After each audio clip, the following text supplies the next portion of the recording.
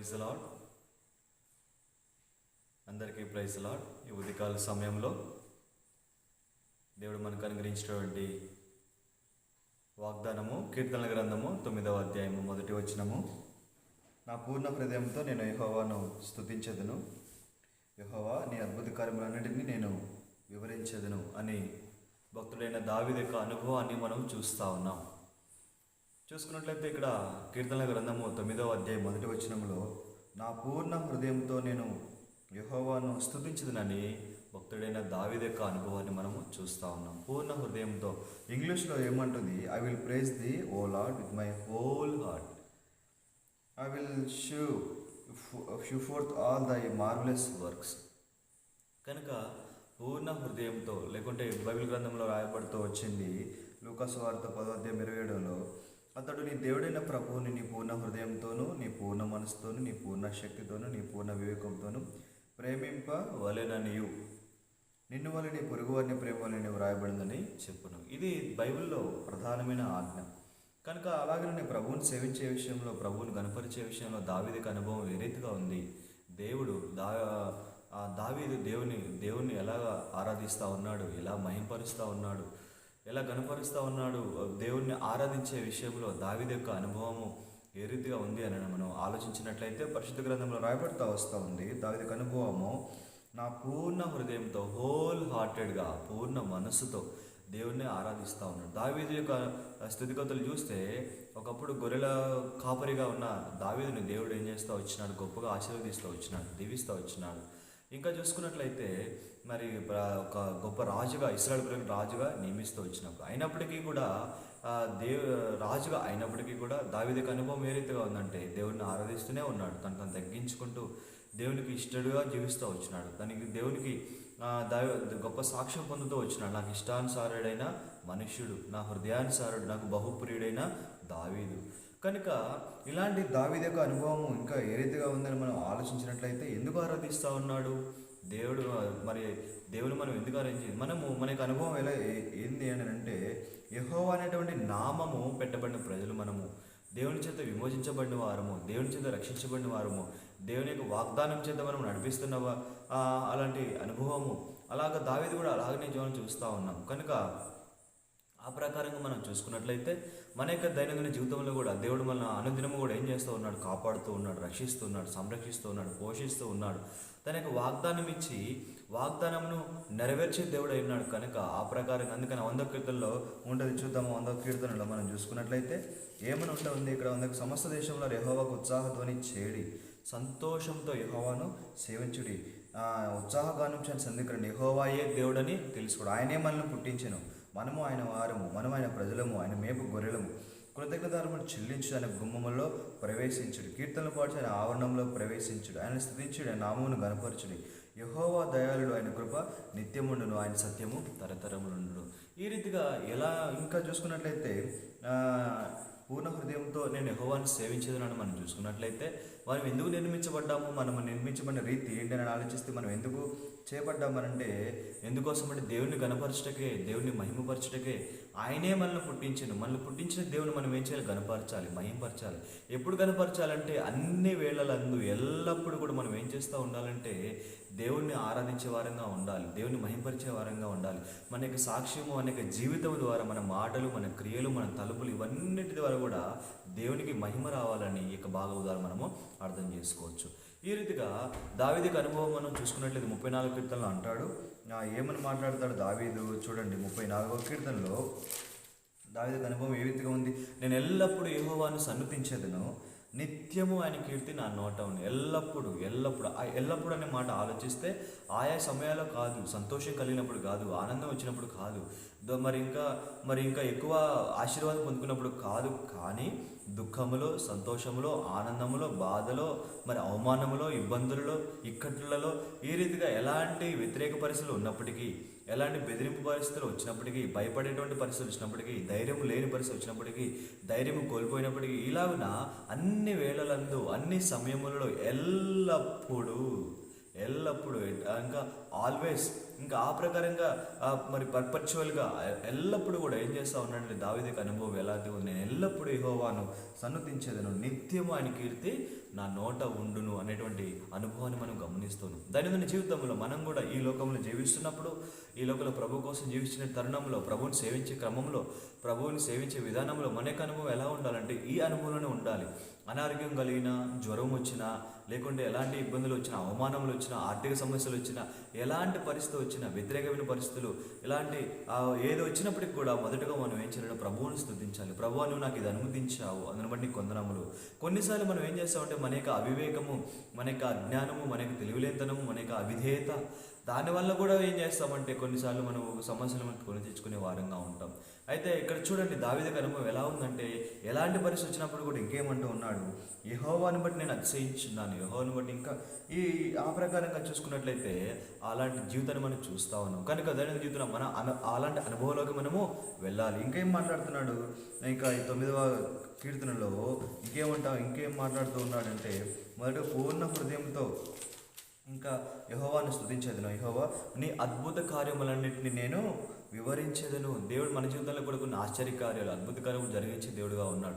అందుకని వాక్యం చెబుతారు, దేవుని యొక్క కార్యములు అవి కంటికి కనపడవు, చెవికి వినపడవు, మనుష్య హృదయమునకు గోచరం కానటువంటి గొప్ప కార్యాలు, ఆశ్చర్యకార్యాలు, అద్భుత కార్యాలు జరిగించిన దేవుడు సిద్ధంగా ఉన్నాడు.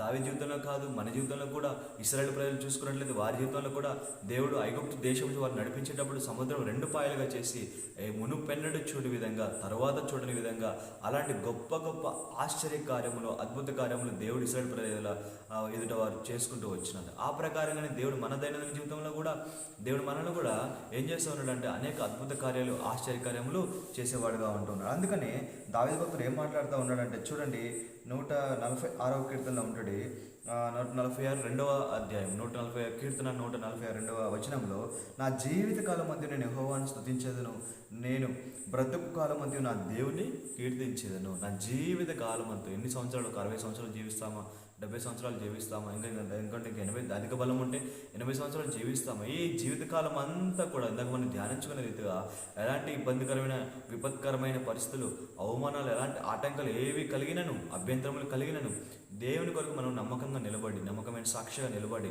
ఆటంకంలో, అవమానంలో, ఇబ్బందుల్లో, బాధలో, కన్నీటిలో, ఇలాంటి పరిస్థితులు ఉన్నప్పుడు కూడా దావీదు వల్ల మనం కూడా ఏం చేస్తూ ఉండాలంటే దేవుని సంతోషంగా, హృదయపూర్వకంగా దేవుని మనం స్తుతించాలి, కనపరచాలి.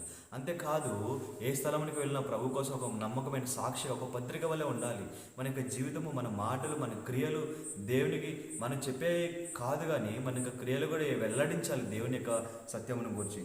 ఆ రీతిగా ఉండాలని దేవుని యొక్క వాక్యము మనకు సెలవిస్తూ ఉంది. ఇంకా మనం చూసుకున్నట్లయితే ఇంకేమంటాడు, 86వ కీర్తనలో కూడా దావీదు భక్తుడు మాట్లాడతాడు, నా పూర్ణ హృదయంతో నేను నీకు కృతజ్ఞతలు చెల్లించేదను, నీ నామమును నిత్యము మహిమపరచెదను.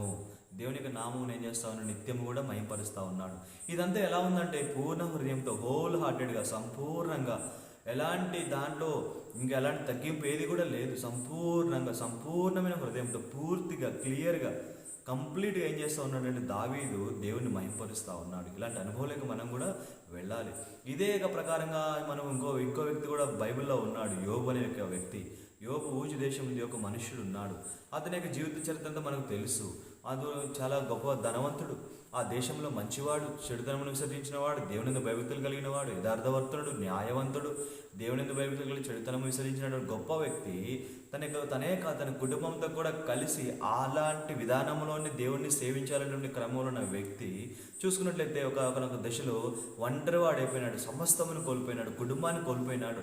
మరి ఇంకా శరీరం యొక్క పరిస్థితి చూస్తే జబ్బుతో పడిపోయినాడు, శరీరం మొత్తపడింది, మరి కురుపులు, మరి ఇంకా చిల్లపెంకు తీసుకొని ఆ రీతిగా అలాంటి దుర్భరమైన, దౌర్భాగ్యమైన స్థితికి వెళ్ళినప్పటికీ ఇంకా తను ఇంకా ఏమని అంటూ ఉన్నాడంటే, యెహోవా ఇచ్చాడు, యెహోవా తీసుకున్నాడు, యెహోవా నామమునికే స్తుతి కలుగును గాక. చూడండి, మనం వాక్యములను చూస్తూ ఉన్నాం, పరిశుద్ధమైన గ్రంథము యోబుని గురించి సాక్ష్యం ఇస్తూ ఉంది. కనుక అలాంటి అనుభవం కూడా అనుభవంలోనికి మనము క్రియాపూర్వకంగా మనం రావాలని పరిశుద్ధమైన బైబిల్ గ్రంథము మనకు తెలియజేస్తూ ఉంది. కనుక ప్రియులారు, ఈ లోకంలో మనం మాటలు మాట్లాడుకునేది కాదు, క్రియాపూర్వకంగా మనం చూపించాలి. దాన్ని విశ్వాసంతో మనం దేవుని సేవించాలి, విశ్వాసంతో దేవుని మనం గనపరచాలి. మన యొక్క మాటలు కాదు కానీ మన క్రియలు దేవుని మహింపరిచేటట్టుగా ఉండాలి. ఇంకా మందిరంలో ఉన్నంతసేపే మరి ఇంకా దేవుని యొక్క వాక్యం అని కాదు కానీ, ఇంకా కొద్దిసేపు మాత్రమే దేవుని స్మరణ కాదు కానీ, అవి విన్న మాటలు, నేర్చుకున్న మాటలు, దేవుని యొక్క మాటలు అవి మన యొక్క జీవితంలో క్రియాపూర్వకంగా వెల్లడవ్వాలనేటువంటి అనుభవంలోనికి రావాలి మనము. అది దేవునికి మహిమ కలిగినట్టుగా మనం చూస్తున్నాం. ఈ రీతిగా ఏ విధంగా దావీదు గురించి బైబిల్ గ్రంథంలో రాయబడుతూ వచ్చిందో, ఒకనొక దిన మన గురించి కూడా అనేక మంది సాక్ష్యం ఇవ్వాలి.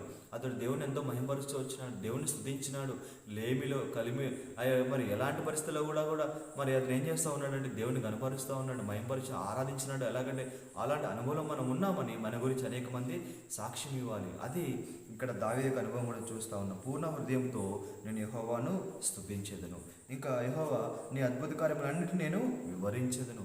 అలాగ మనం వివరిస్తూ ఉండాలి. దేవుడు మన జీవితంలో చేసిన రక్షణ కార్యము కావచ్చు, ఎలా రక్షించబడ్డాము, ఎలా దేవుని దగ్గరికి వచ్చేది, ఎలా దేవుడు పట్టుకున్నాడు, అలాగూ మరి ఇతరులకు ఉపయోగపడే విధంగా, ఇతరులను ప్రోత్సహించే విధంగా, ఇతరులకు మేలు కలిగే విధంగా దేవుడు మన జీవితంలో చేసిన ఆశ్చర్య కార్యాలు, అద్భుత కార్యాలు మనం ఏం చేస్తూ ఉండాలంటే అనేక మందికి వివరించాలి. అద్భుత ఆశ్చర్యం ఏది కూడా మనం దాచిపెట్టకూడదు. అందుకనే 103 కీర్తనలో మరి ఇంకో మాట కూడా మనం చూస్తూ ఉంటాం. ఏమనంటే, నా ప్రాణమా యెహోవాను సన్నిధించుము, నా అంతరంగమున సమస్తమా ఆయన పరిశుద్ధ నామమును సన్నిధించు, నా ప్రాణమా యెహోవాను సన్నిధించుము, ఆయన చేసిన ఉపకారములలో దేనిని మరువకము. కానీ మన జీవితంలో ఏం చేస్తామంటే, దేవుడు చేసిన మేలు కొన్ని మనం మర్చిపోయే వారంగా ఉంటాం, అది మనము నిర్లక్ష్యం చేసే వారంగా ఉంటాం. అంతేకాదు, అది అలా చేసినట్టు దేవుడిని మనం నిర్లక్ష్యం చేసినట్టు, దేవుని యొక్క క్రియలు మనం నిర్లక్ష్యం చేస్తున్నామంటే దేవుడిని మనం విసర్జించినట్టు, మర్చిపోయినట్టు. గతంలో చూసుకున్నట్లయితే ఇశ్రాయేలు ప్రజలు కూడా అలాగే చేస్తూ వచ్చినారు. దేవుని ద్వారా ఎన్నో మేళ్లు పొందుకున్నారు, అద్భుతమైన కార్యం చూసినారు, ఆశ్చర్యకార్యం చూసినారు, పరలోక సంబంధమైన దేవతతోనే మన్నాహారం భుజించినారు, బండ నుండి మధురమైన జలములు తాగినారు. ఈలాగున ప్రభువు నుండి వారు పొందుకోవాల్సిన ప్రతి ఆశీర్వాదంను వారు భూమి మీద వారు జీవించినప్పుడు పొందుకున్నప్పటికీ కూడా అనేక మార్లు వాళ్ళు ఏం చేస్తున్నారంటే దేవునికి ఆజ్ఞను వారు ధిక్కరించినట్టుగా మనం చూస్తూ ఉన్నాం, విగ్రహారాధన చేసినట్టుగా చూస్తూ ఉన్నాం.